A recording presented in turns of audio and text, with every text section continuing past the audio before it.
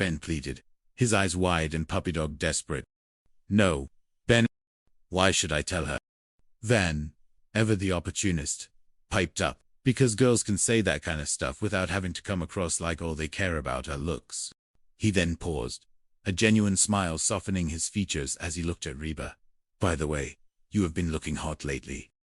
Reba rolled her eyes, a small smile tugging at her lips. Oh, despite his occasional idiocy, Van could be sweet. Just then, her daughter, Cheyenne, walked into the kitchen, looking sleep-rumpled but radiant. Look, sweetie, why don't I tell her? Cheyenne offered, ever the peacemaker. Reba sent a grateful look her daughter's way. Thank you. Before Cheyenne could approach Mrs. H, Van clapped his hands together, his eyes alight. Guess who Luigi gave the free pizza to? Reba felt a familiar dread. Not another pizza. Luigi doesn't have to roll her out of the bed every morning, Ben grumbled under his breath, earning a sharp elbow from Van. Cheyenne, ever practical, stepped forward. You know, Mom, we really don't need another pizza. I mean, it's really just the three of us. Oh, I know, Reba conceded, already feeling guilty, but I had to take it. It was free. Somebody will eat it. She knew exactly who that somebody would be. A few minutes later, Mrs. H emerged from the kitchen, a satisfied burp escaping her lips. The bread was gone. The salt and pepper shakers remained empty. Reba watched, her heart sinking. She was genuinely concerned for the woman, but also, admittedly, a little frustrated. The UB's Van whispered, shaking his head. You know what, Mom? Cheyenne said, looking around the kitchen, which now seemed to hum with an unspoken tension. I'm thinking maybe we should all try and get a little healthier around here. Reba's eyebrows shot up. What are you talking about? I'm pretty healthy. She tried to maintain a relatively balanced diet, power walking when she could, and generally trying to keep the household from succumbing entirely to fast food and sugar. Just then, a frantic yelp came from the living room. It was Brock, her ex-husband, who still lived next door with his current wife, Barbara Jean. He burst into the kitchen, looking utterly distraught. All right, that's it. Mrs. H, drop it. Drop it. Mrs. H. Brock was practically pleading, his voice strained. He was holding a half-eaten box of donuts, which Mrs. H was clearly trying to pry from his grasp. Drop it. Drop it. Reba watched, a strange mix of pity and exasperation swirling within her. Brock was a good man, but he was often so dramatic. Mrs. H, I can't stand to see you do this to yourself. It's like you're trying to eat yourself to death. Why? What happened to you? What's different? Brock's voice cracked with genuine concern, though Reba suspected a good portion of it was self. He'd always been sensitive about his own weight fluctuations. Suddenly, a new voice, bright and annoyingly cheerful, cut through the tension. I'm here, and I'm thin. Reba's eyes widened.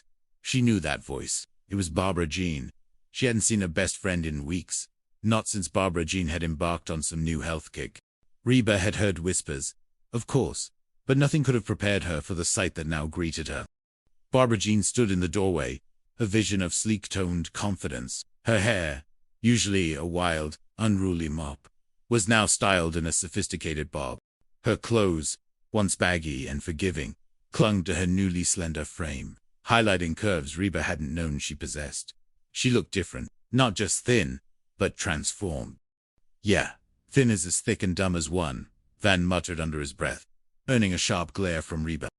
Yikes, what's eating Cooper grape? Ben whispered. Reba, however, couldn't take her eyes off Barbara Jean. She felt a strange pang in her chest, a mix of genuine happiness for her friend and a prickle of something else, something less noble. Insecurity, no. Reba dismissed the thought. She was happy for Barbara Jean.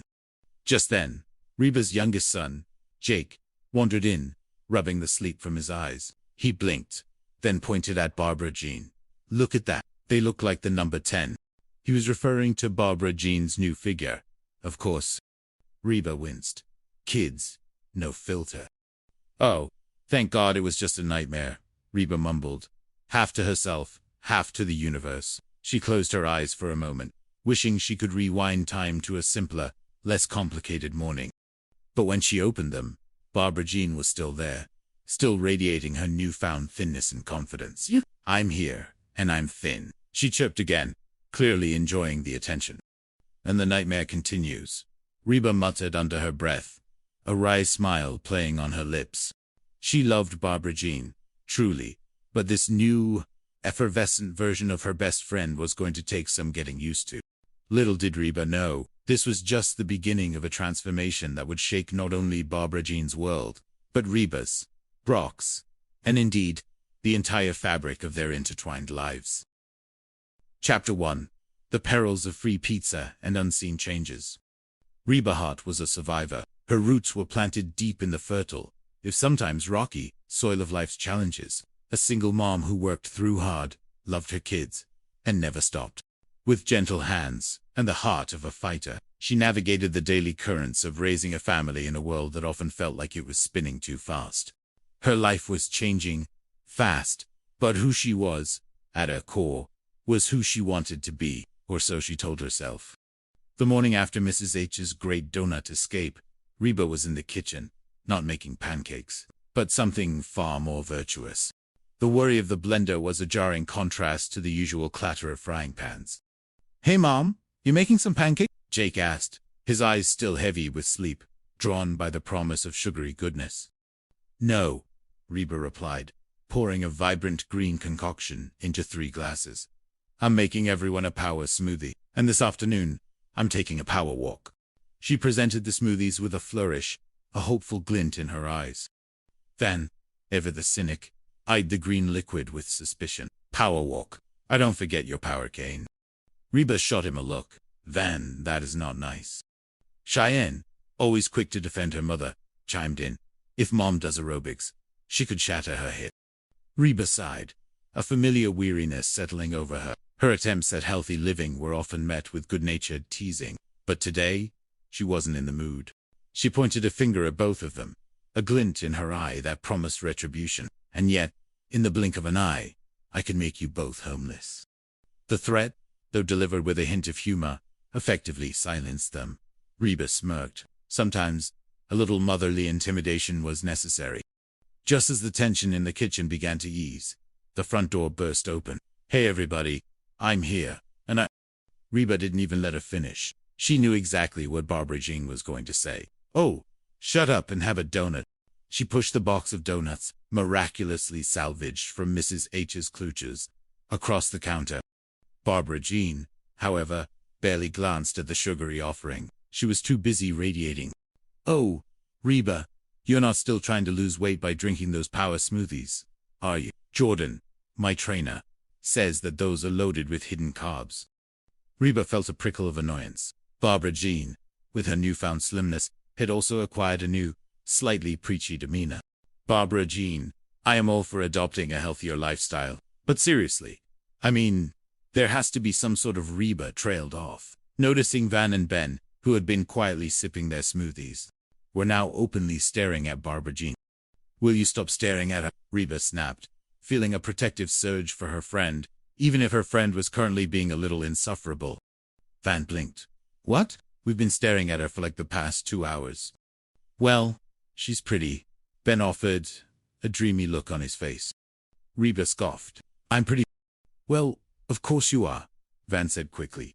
"Ever the charmer? You've always been pretty, but she's new pretty."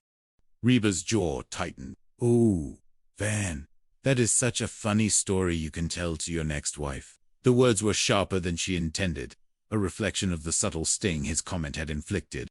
Barbara Jean, however, seemed oblivious to the underlying tension.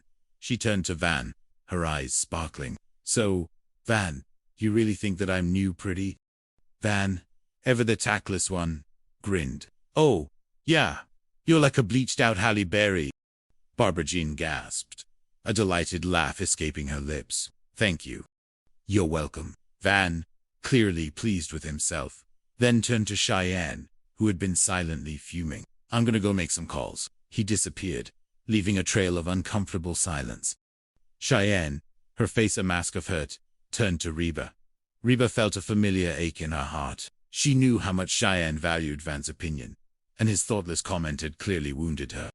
Barbara Jean, still basking in the glow of Van's compliment, turned to Reba.